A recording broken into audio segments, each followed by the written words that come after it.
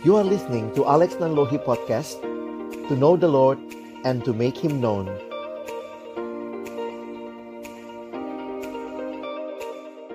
Mari jemaat yang dikasihi Tuhan, kita datang kepada Tuhan di dalam doa. Kami mengucap syukur ya Tuhan, karena sungguh Engkau hadir dalam hidup kami. Engkau tidak pernah berubah, dan itulah yang menjadi keyakinan kami, umat-Mu, yang hari ini boleh datang bersekutu memuji, memuliakan nama-Mu. Di hari perhentian yang Kau berikan kepada kami, kami rindu sekali lagi Tuhan, Engkau menyapa kami dengan kebenaran firman-Mu. Firman-Mu adalah firman yang hidup dan yang menghidupkan. Firman-Mu adalah firman yang tidak berubah, tetapi firman yang sanggup mengubah kehidupan kami. Itulah yang kami rindukan. Jadi bagian dari setiap kami yang hadir pada pagi hari ini, baik yang ada di tempat ini maupun di rumah kami masing-masing, kami percaya Roh Allah yang hidup, maha hadir, dan Engkau berkuasa ya Tuhan. Engkau berdaulat, dan itulah yang kami rindukan pada pagi hari ini. Sekali lagi kami menyerahkan diri ke dalam tangan pengasihan-Mu, di dalam satu nama yang kudus, nama yang berkuasa, nama Tuhan kami Yesus Kristus. Kami menyerahkan pemberitaan firman-Mu. Amin. Silakan duduk. Shalom, selamat pagi jemaat yang dikasihi Tuhan. Bersyukur untuk cinta kasih pemeliharaan Tuhan yang kita alami dalam kehidupan kita. Tentu di saat-saat seperti ini tidaklah mudah bagi sebagian besar kita di tengah-tengah masa krisis seperti ini, ya. Dan pagi ini kita sama-sama merenungkan firman Tuhan dengan tema kedaulatan Allah di masa krisis, ya. Nah, saya mengajak kita sama-sama nanti akan melihat bagian firman Tuhan, dan seperti saya katakan tadi ya, kita ingat dan lihat situasi yang ada di sekitar kita, begitu. Bisa tolong next? Saya tidak bisa mengontrolnya dari sini. Oke. Corona masih belum usai. Walaupun kita bersyukur sudah banyak juga vaksin yang boleh didistribusikan, sehingga ini menolong juga untuk mengatasi. Sebagian ada yang masih harus bekerja dari rumah, ya, atau mungkin anak-anak kita next harus sekolahnya online, dan juga bahkan next ibadah kita pun masih harus online, ya. Nah, karena itulah kita melihat situasi yang ada ini bagaimana sebagai orang percaya. Bagaimana saudara dan saya akan bisa melewatinya. 2 tahun sudah kita lewati, tetapi masih belum tahu berapa jauh lagi ke depan kita harus melewati semua ini. Hari ini kita akan melihat kedaulatan Allah di masa krisis, ya. Firman Tuhan yang mendasari perenungan kita pagi ini diambil di dalam Mazmur 11. Mazmur 11 ayat 1 sampai dengan ayat yang ke-7. Bagi Bapak Ibu Saudara yang bisa ikut membaca, kita akan melihat, saya membaca ayat yang pertama, Bapak Ibu sekalian membaca ayat yang kedua, kita bergantian sampai ayat yang ke-7. Untuk pemimpin biduan dari Daud, pada Tuhan aku berlindung. Bagaimana kamu berani berkata kepadaku, terbanglah ke gunung seperti burung. Sebab lihat orang fasik menuntut sudut. Mereka memasang anak-anaknya di hadapan sudut untuk memanah orang yang bersaksi di tempat gelap. Apabila dasar-dasar dihancurkan, apakah yang dapat dibuat oleh orang benar itu? Tuhan ada di dalam bayinya yang kudus. Tuhan matanya surga, matanya mengamati, sorot matanya menguji anak-anak manusia. Tuhan menguji orang benar dan orang fasik, dan Ia membenci orang yang mencintai kekerasan. Ia menjadi orang-orang fasik dengan akan berapi dan darah. Angin yang menghanguskan, itulah isi hati. Sebab Tuhan adalah adil dan Ia mengasihi keadilan. Orang yang tulus akan memandang wajahnya. Sedemikian jauh pembacaan firman Tuhan, kita merindukan bahwa kiranya firman ini kembali menguatkan kita pada hari ini. Saudara yang dikasihi Tuhan, Mazmur Daud ini kita tidak tahu persis latar belakangnya, tetapi beberapa penafsir Alkitab mencoba mengajak kita melihat. Nampaknya Daud sudah jadi raja, dan ternyata setelah dia ada di tahta raja pun bukan berarti semua situasi aman. Kita tahu ancaman bukan hanya dari orang-orang yang bangsa lain yang tidak suka dengan Daud, tidak suka dengan Israel, tetapi juga bahkan dari keluarganya sendiri. Sehingga mari kita melihat ya, ketika kita memandang sekitar, kalau saudara melihat situasi yang ada, coba kita lihat di ayat berikutnya ya. Kalau kita baca, ternyata ini situasinya kira-kira begini saudara ya. Ada orang-orang yang datang sama Daud di istananya dan bilang, "Raja, pergilah dari sini, situasi makin sulit." Makanya kalimat yang digunakan, terbanglah ke gunung seperti burung. Mengapa? Perhatikan. Karena ayat 2, sebab lihat orang fasik melentur busurnya dan memasang anak panahnya pada tali busur untuk memanah orang yang tulus hati di tempat gelap. Dan juga apabila dasar-dasar dihancurkan, apakah yang dapat dibuat oleh orang benar itu? Ini situasi genting, situasi krisis. Daud mengalami situasi yang tidak mudah. Maka Bapak Ibu Saudara sekalian, saya lanjutkan. Di dalam Mazmur 11 ini, keyakinan Daud kepada Allah sebagai tempat perlindungan membuatnya menolak saran-saran orang untuk melarikan diri, untuk memilih pergi. Karena bayangkan ya, kalau raja saja pergi, maka bagaimana rakyatnya? Kira-kira begitu. Maka kita melihat Daud menolak saran untuk melarikan diri, menolak saran untuk menyelamatkan diri, dan memilih menghadapi musuh-musuhnya. Saudara yang dikasihi Tuhan, memang ada kalanya hidup ini dapat terasa mirip seperti medan pertempuran, betul?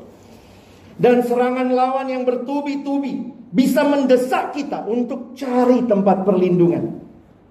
Mungkin kita diserang dari berbagai pihak dengan masalah, bisa macam-macam saudara. Seperti gangguan kesehatan, COVID ini yang belum selesai juga, problem keuangan, keretakan hubungan, konflik di dalam kehidupan, di rumah tangga, di dalam pekerjaan, relasi yang sulit satu sama lain, dan juga bahkan pergumulan iman.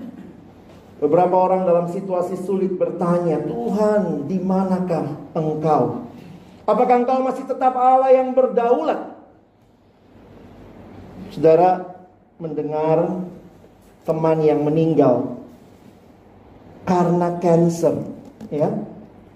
Seorang teman yang sama-sama dalam pelayanan kami, ada yang meninggal karena kanker, ya. Kesannya kalau COVID bukan berarti kita meringankan itu, banyak yang meninggal juga. Tetapi kanker juga tidak kalah ganasnya, kira-kira begitu.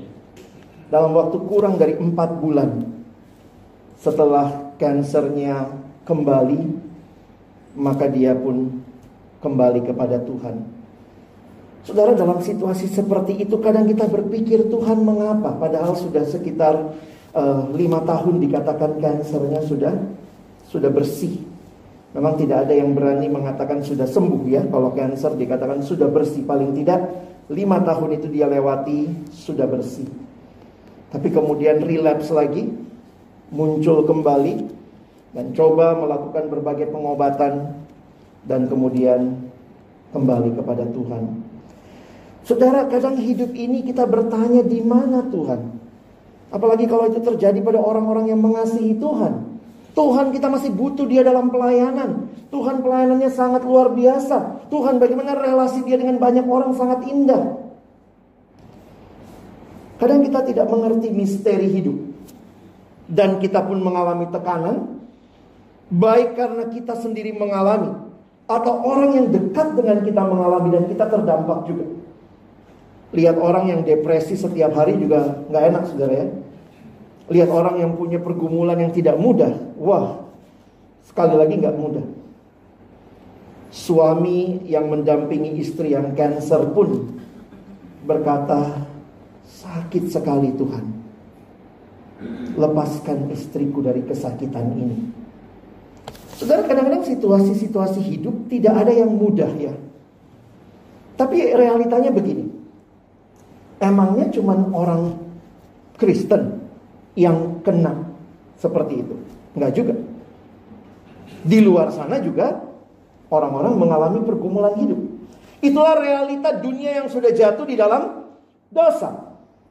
Lalu apa yang membedakan saudara yang menghadapi pergumulan hidup dengan mereka yang belum kenal Tuhan, yang juga mengalami pergumulan hidup? Saya pikir bukan pergumulannya yang harus kita teliti, karena pergumulannya rata-rata sama. Masalah keuangan, masalah kesehatan, masalah keluarga.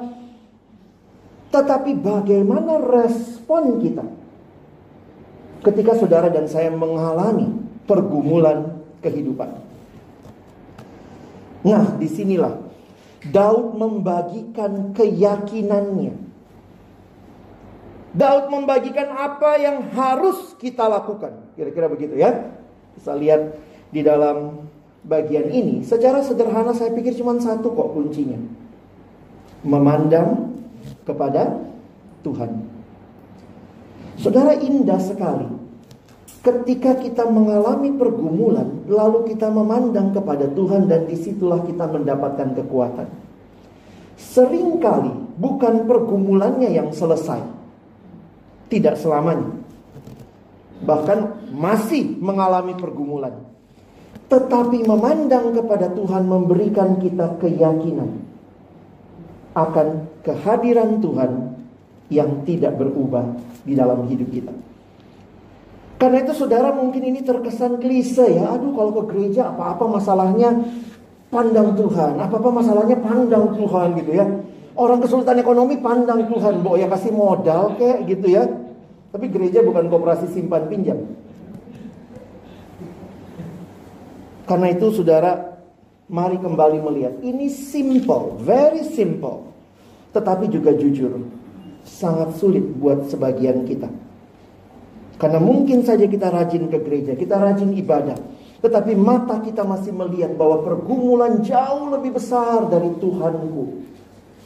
Padahal hari ini Daud dalam situasi yang sulit. Kalau sampai raja disuruh pergi, itu berarti situasinya sangat genting. Raja terbang aja, pergilah raja. Ini udah gak ada dasar, mau bertahan bagaimana? Tetapi Daud tahu, dia punya raja di atas segala raja, yang jauh lebih berkuasa dari dia. Perhatikan ayat pertama tadi ya. Mazmur ini langsung dimulai dengan pada Tuhan aku berlindung. Jadi kalau Bapak Ibu Saudara belum membaca ayat 2-3, menarik ya, Mazmur ini dibilang Mazmur pengajaran karena poinnya ada di depan. Kalau kalian Bapak Ibu Saudara baca Mazmur, maka kita bisa lihat itu ya. Beberapa Mazmur itu kesimpulannya duluan. Di bawahnya itu cuma penjabaran dari kesimpulan ini. Jadi kalau saudara pun tidak baca bawahnya, saudara tahu apa inti Mazmur ini? Pada Tuhan aku berlindung. Kenapa? Karena pada saat itu ada orang yang bilang, pergi aja, cari perlindungan yang lain, cari keamanan yang lain. Tetapi Daud mengenal Tuhannya. Ya, saudara, ada 3 hal yang saya mau bagikan pagi ini untuk kita renungkan. Pertama, Tuhan yang dikenal Daud adalah Tuhan yang adalah Raja atas alam semesta. Yang kedua, Tuhan menghakimi dengan tepat dan akurat. Nah, ini satu penghiburan buat orang yang sedang mengalami ketidakadilan. Dan Tuhan mengasihi keadilan, kejujuran, dan kebenaran. Mari kita lihat satu persatu. Kita mulai dari yang pertama ya. Tuhan adalah Raja atas alam semesta. Saudara, kalau memperhatikan bagaimana struktur ayat 4, mari kita lihat sebentar ya.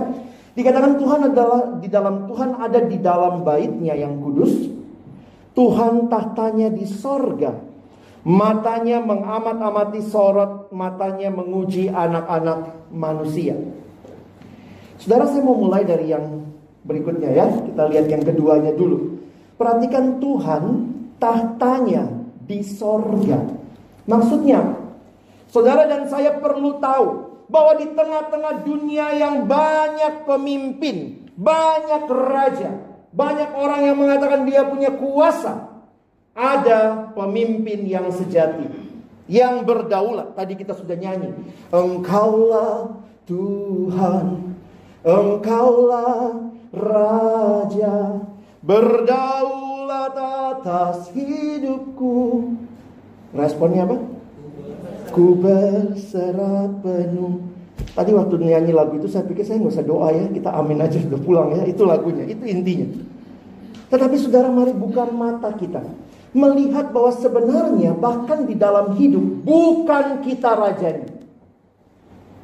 Saudara dan saya, kalau terima Yesus dalam hatimu, maka saudara dan saya harus turun tahta. Bukan engkau lagi rajanya. Biarkan dia bertahta, memerintah hidup kita. Disinilah kita jadi mengerti bahwa Tuhan berdaulat atas dunia, atas hidup kita. Saudara perlu ingat realita ini. Kadang-kadang kita pikir, wah ini usaha saya berhasil, saya bisa mencapai sesuatu. Betul, di dalamnya ada bagian saudara. Tetapi ingat bahwa semua yang kita alami tidak lepas dari kontrol Tuhan. Yang kadang-kadang kita pun harus menyadari, Tuhan, saya cuma ciptaan, saya tidak bisa mengerti sepenuhnya apa yang Tuhan mau. Saudara, seringkali gak mudah ya. Kita tuh kayak anak kecil. Pernah naik bom kar gak? Atau bawa anak naik bom kar ya. Lalu kalau anaknya masih kecil itu bapaknya atau mamanya yang duduk, kakinya yang sampai ke gasnya. Lalu kemudian anak tuh duduk di pangkuan sambil pegang setir. Lalu anaknya mikir, oh saya yang nyetir, betul? Itulah kita ya. Suka pikir, oh Tuhan, ini semua saya yang lakukan. Tuhan bilang, kamu cuma di pangku coy. Kadang-kadang kita lupa diri, kita lupa Tuhan, karena kita merasa ini semua pencapaian kita. Dan situasi kehidupan seperti ini membuat kita sadar ada Tuhan yang berdaulat.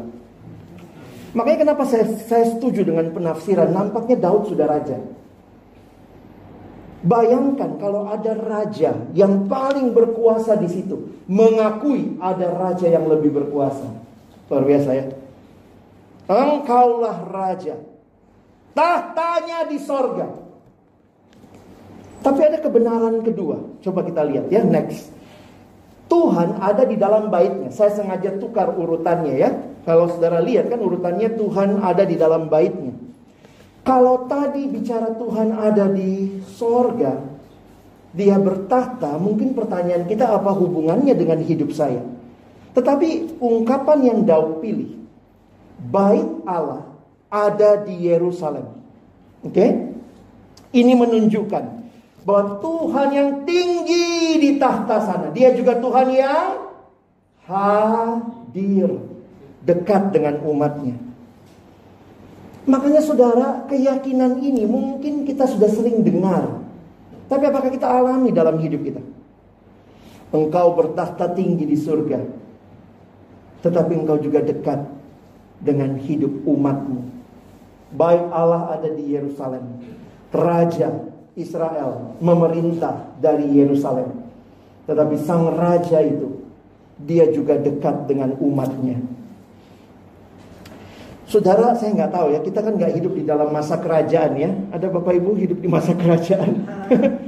Saya orang Inggris pak, saya di bawah ratu Inggris gitu ya. Kita mah modelnya presiden gitu ya. Raja itu memerintah selamanya saudara ya, sebenarnya tanpa periode. Orang sibuk 3 periode. Raja itu memerintah tanpa periode. Selama dia masih hidup dia raja. Kalau dia mati diganti. Terus turun gitu ya. Saya nggak tahu bagaimana saudara menghayati soal raja dan kerajaan ya. Tapi ada satu ilustrasi yang saya ingat sekali. Di masa yang lalu, Inggris kan pernah bapaknya Elizabeth itu raja ya. Bukan ratu ya, Elizabethnya ratu ya. Nah, ceritanya Raja Inggris mau keliling ke daerah-daerah. Biasa kalau raja keliling ke daerah pada waktu itu pakai kereta ya. Nah, pada waktu itu kemudian namanya anak sekolah. Raja lewat, disuruh libur. Walaupun masuk, tapi libur sebentar. Ambil waktu sebentar, berdiri di samping jalan pegang bendera Inggris, tunggu raja lewat. Saudara, saya waktu masih kecil di daerah, itu kalau presiden datang, ya mungkin ada yang pernah ngalamin di umur-umur saya, kalau presiden datang, itu sekolah libur, kami semua berdiri di depan, di pinggir jalan yang dia lewatin ya. Dia lewatnya jam 10, kami jam 9 udah berdiri. Itulah di daerah ya. Ya bu ya, pakai bendera Indonesia gitu. Terus waktu dia lewat, ya ampun, dia lewatnya set, gitu ya. Aduh, saudara cepet banget lewatnya. Kadang saya pikir ya ampun, nunggu cuman lihat gitu, dan nggak kelihatan juga presidennya di dalam pakai kacamata, kacanya kaca riben ya, kaca hitam mobilnya, anti peluru lagi. Saudara, waktu itu kan ini Raja Inggris ya, masih zaman dulu, dia naik kereta, sekolah libur, anak-anak semua disuruh baris gitu ya. Lalu kemudian lewatlah sang raja. Dari jauh tuh ya keretanya sudah kelihatan. Oh lewat kuda, kudanya mulai kelihatan. Wah lihat kudanya aja orang udah senang gitu ya, baru lihat kudanya ya. Karena itu kereta maka lebih lambat saudara, jalan makin dekat ya. Makin dekat lalu kemudian anak-anak tuh semua ngelihat bahwa raja dari atas kereta. Wah raja kan harus berwibawa ya, dada-dada. Wih, raja kan nggak boleh. Itu mah itu BTS itu ya, army itu ya. Ini raja. Oh raja lewat. Ya nggak sampai 5 menit juga lewat lah keretanya ya. Ternyata gurunya bilang, anak-anak kembali ke sekolah. Kembali ya bu. Wah. Lalu sepanjang jalan anak-anak kembali ke sekolah semua cerita. Wih tadi aku lihat raja loh. Aduh aku lihat kudanya bagus banget gitu. Keretanya dari emas. Wah mereka semua senang sekali cerita tentang melihat raja.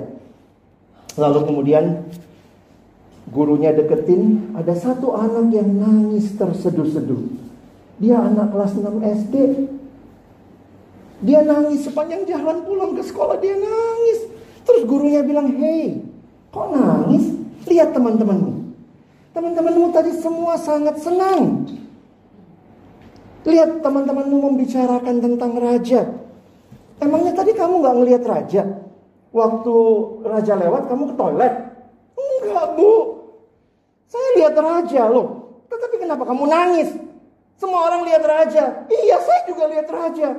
Tapi kenapa nangis?" "Tapi raja gak lihat saya." Raja dunia kita lihat, tapi dia gak kenal siapa kita. Tapi Bapamu yang di surga, yang adalah raja atas segala raja, dia bukan hanya saudara lihat, dia bukan hanya saudara sembah, tapi dia lihat hidup kita satu persatu. Amin. Jangan pikir dia cuma raja yang memerintah, seenak-enaknya kasih penderitaan, nih kanker buat lo, rasain. Banyak dari kita menyalahkan Tuhan. Tuhan berdaulat betul, tapi jangan lupa, Dia yang berdaulat itu hadir dekat dengan hidup kita. Dan itu kekuatan kita.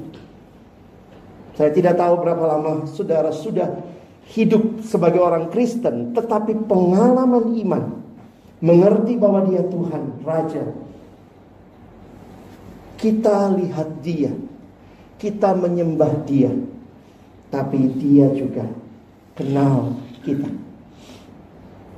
Di dalam Yesus, maka Allah jadi manusia. Dan Immanuel, Allah menyertai kita. Saudara punya krisis, bilang sama Tuhan, sebutkan apa krisismu. Dan pada waktu itu, ingatlah, Dia Raja yang bukan hanya bertahta dan berdaulat, tetapi hadir dan bersama dengan setiap kita. Saudara, kadang kita nggak bisa jelasin ya, kenapa saya ngalamin ini. Sama lah, anak kecil juga kadang nggak bisa menjelaskan ya.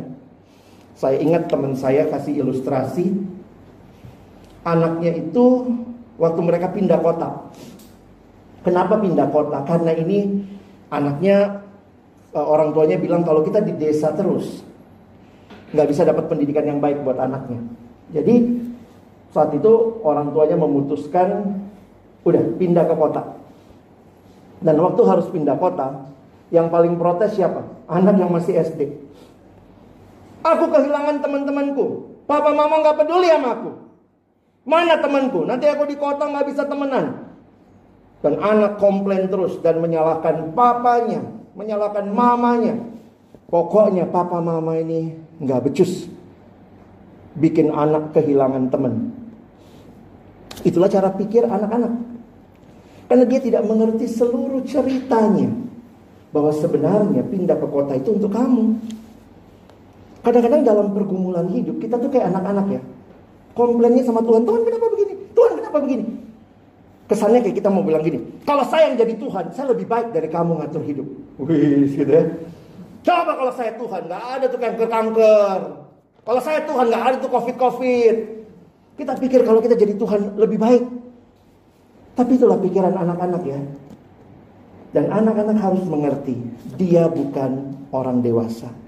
Manusia harus mengerti, kita bukan Tuhan.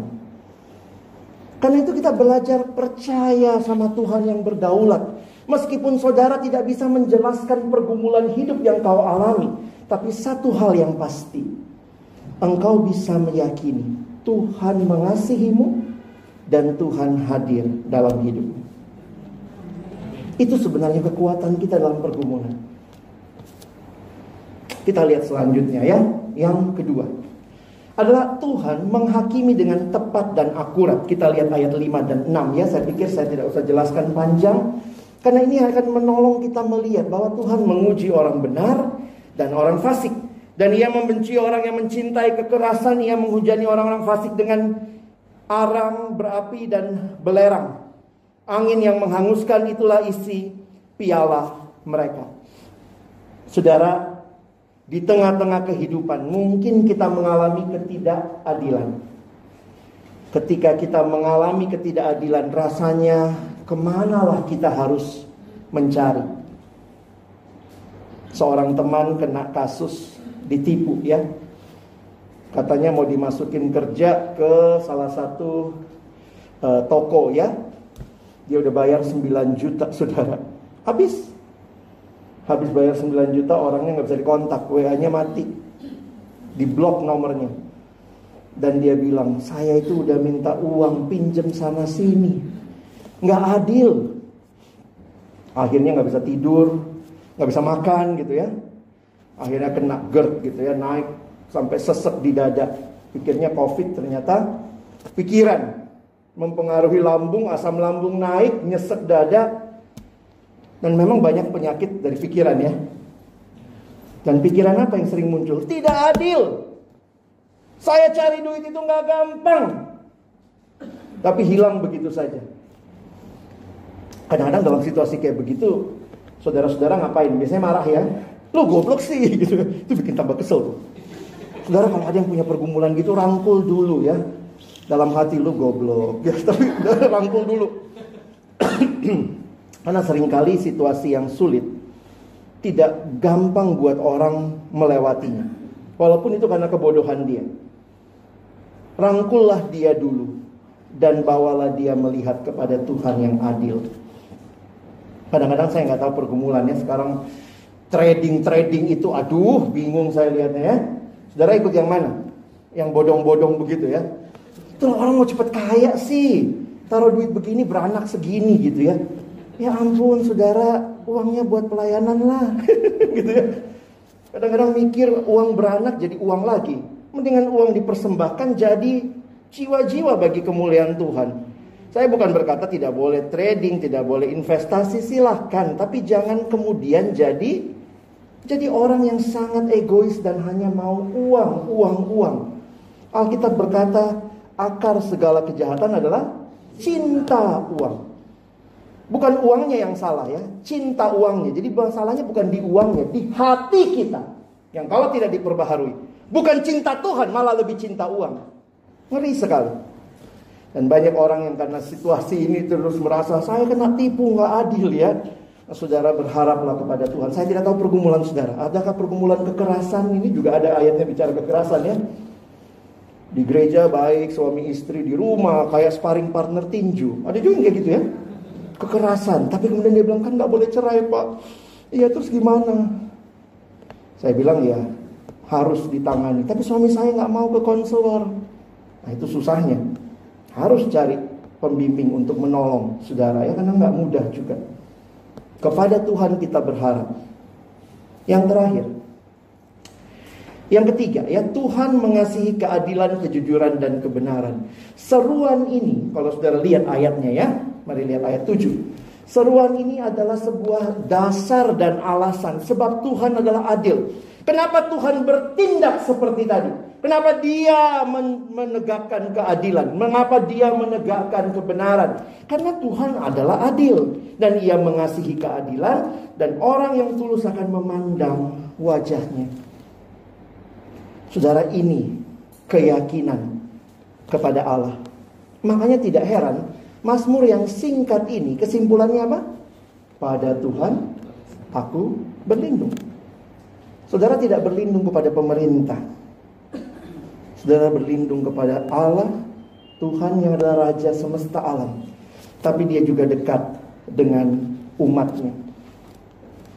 Sedikit refleksi menjelang Paskah ya. Kalau di dalam gereja ini masa-masa pra-Paskah. Apa sih yang bisa kita ingat? Karena Tuhan yang Raja semesta itu, dia datang jadi manusia. Dia melewati penderitaan yang saudara dan saya alami. Tapi ingat, ketika dia mati, dia tidak tinggal di kubur, tetapi dia bangkit. Kan itu dalam refleksi ini saya ajak kita baca 1 Petrus 1 ayat 3 ya. Yuk kita baca sama-sama. Ada di screen ya. 1, 2 ya.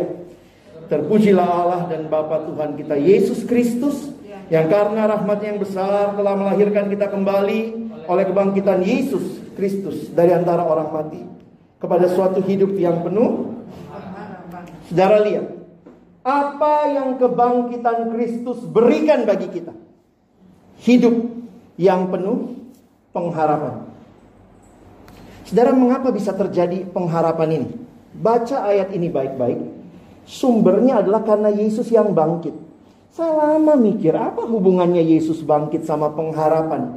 Saudara perhatikan konteksnya begini. Siklus hidup manusia itu standar, lahir, hidup, mati. Semua orang begitu ya, lahir, hidup, mati. Tetapi buat kita yang percaya, kematian bukan cerita terakhir kita. Karena Yesus berikan hidup yang kekal. Makanya Yesusnya bangkit. Kalau dia bangkit, maka siklus hidup kita yang ikut Yesus bukan lahir, hidup, mati. Tapi lahir, hidup, mati, bangkit.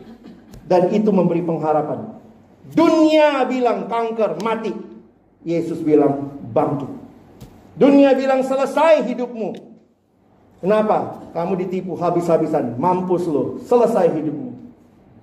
Tetapi pada akhir zaman ada penghakiman terakhir. Tuhan akan menyatakan keadilannya.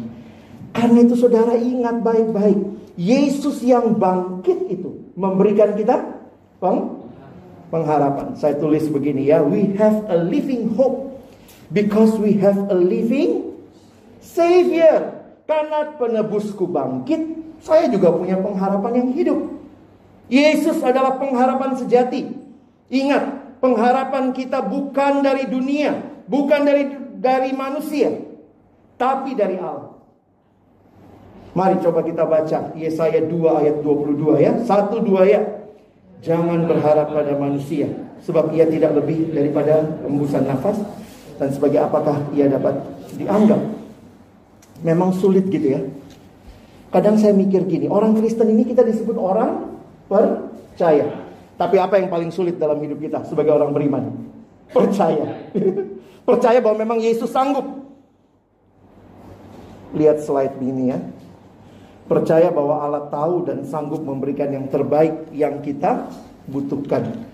Kita seringkali masih menganggap Allah itu tempelan, pemanis hidup. Kita lupa Dia Allah yang berdaulat. Dia berikan kepada kita anaknya, memberikan kepada kita pengharapan. Maka kita adalah orang percaya. Percaya kepada Allah yang sanggup memberikan yang terbaik yang kita butuhkan. Saudara pernah lihat sign ini enggak? Kenapa ya? Ini anak-anak sekolah nih tahu ya. Harap tenang, ada ujian. Karena memang untuk melewati ujian butuh tenang ya. Coba kalau kita rempong sendiri gitu ya. Lagi ujian, aduh pulpennya lupa dimasukin. Itu anak-anak biasa gitu ya. Aduh lupa bawa kartu ujian gitu ya. Untuk ujian butuh ketenangan. Dan bagaimana kita tenang? Karena kita tahu ada Allah yang berdaulat. Jadi kita tenang bukan pasif ya. Tapi kita tenangnya itu berserah. Kita tahu bahwa ada Allah. Makanya Petrus bilang gini saudara ya. Kesudahan segala sesuatu sudah dekat. Karena itu kuasailah dirimu. Jadilah tenang. Supaya kamu dapat berdoa. Kalau sudah sampai kepada doa, itu berarti kita tahu ada pribadi yang kepadanya kita berserah. Orang yang berdoa bukan hanya komat kami, tapi dia tahu, Tuhan tolong saya, sebab padamu aku berlindung. Kutipan dalam bahasa Inggris ini mengakhiri perenungan kita pagi ini. When you run alone, it's called race. When God runs with you, it's called grace. Waktu engkau berlari sendiri, yaitu cuma pertandingan biasa. Tetapi kalau engkau berlari bersama Tuhan, disertai Tuhan, itulah anugerah yang terindah. Mari nyanyikan sekali lagi refrain lagu tadi. Engkaulah Tuhan, Engkaulah Raja, berdaulat atas hidupku, maka ku berserah penuh. Engkaulah Tuhan. Mari semua kita berdiri. Engkaulah Raja, berdaulat, berdaulat atas hidupku, ku berserah. Yang wanita katakan engkaulah Tuhan. Yang pria berdoa kepada Tuhan. Serahkan hidup saudara.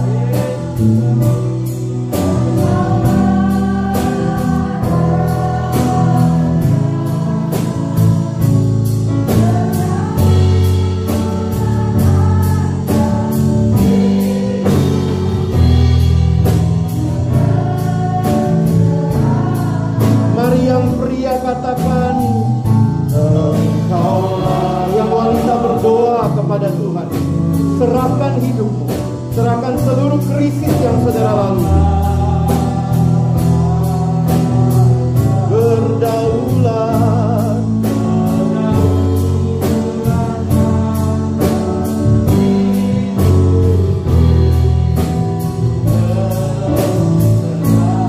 Sekali lagi bersama-sama kita katakan engkaulah.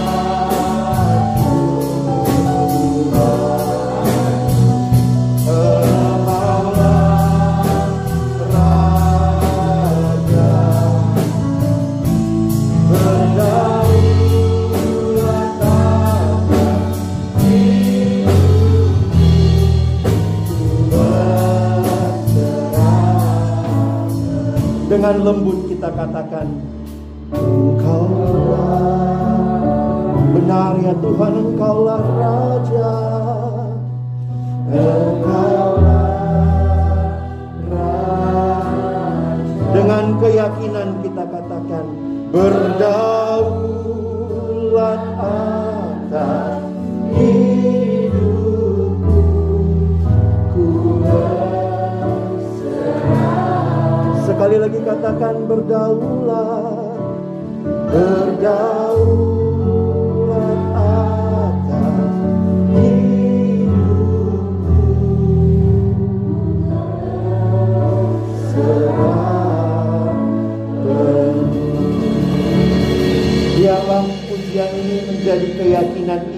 kami pagi ini. Kami yang disapa oleh Tuhan dengan firman-Mu. Kami yang tahu bahwa pergumulan yang kami alami tidak lepas dari kontrol campur tangan Tuhan. Kadang-kadang kami belum bisa mengerti saat ini Tuhan. Tapi satu hal yang pasti, Engkau hadir dan menyertai. Engkau mengasihi kami dan tidak pernah meninggalkan kami. Karena itu ingatkan kami untuk tidak kecewa kepadamu, tetapi berserah penuh. Berserah penuh. Terima kasih Tuhan. Tolong anak-anak-Mu di tempat ini, di ruangan ini, maupun yang menonton di rumah Tuhan, mengikuti ibadah ini secara streaming. Kami berdoa, kalau ada pergumulan-pergumulan yang mungkin selama ini begitu berat bagi kami, krisis-krisis yang kami katakan, Tuhan di manakah Engkau? Hari ini kami menemukan jawabannya. Tuhan bertahta di sorga, dan Dia juga ada di bumi. Dia Immanuel, Dia hadir menyertai kita. Kami bersyukur Tuhan untuk firman-Mu. Terima kasih untuk kekuatan, janji, keyakinan yang Kau berikan. Kami berserah di dalam nama Tuhan Yesus Kristus yang mengasihi kami. Kami sudah berdoa dan bersyukur. Amin. Silakan duduk.